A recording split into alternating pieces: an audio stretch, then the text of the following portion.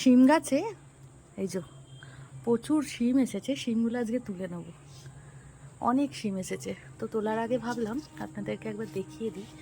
আর সন্ধে হয়ে এসেছে, ছবি ভালো আসছে কিনা আমি জানি না। ওপর দিকেও অনেক হয়েছে, ওপর দিকে এগুলো কী করে দেখাই।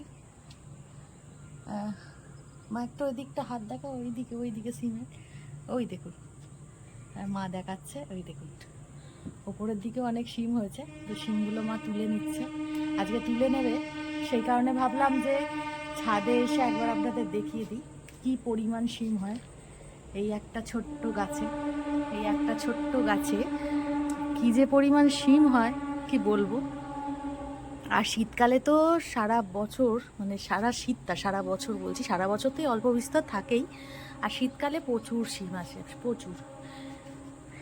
আজকে এই সব শিম তুলে নেওয়া হবে, নাহলে না এখন তো সিজন নয়, তো শিমগুলো অল্পতেই বুড়ো বুড়ো হয়ে যাবে, সেই কারণে এই সব শিম আজকে তুলে নেওয়া। এই দেখুন কত শিম, একটা ছোট ঝুড়ি, এক ঝুড়ি শিম। এইটুকু গাছে এই অফ সিজনেও কত শিম। তবে এই যে ছোট ছোট পোকা চলে আসছে, ওই জন্য এখন শিমটা তুলে নিলাম। শীতকালে তো গাছ ভরে থাকবে, অফ সিজনেও যে এত শিম আসছে, এখনও তো ঠান্ডা পড়েইনি বলুন, তাতেই দেখুন কি পরিমাণ শিম এসেছে।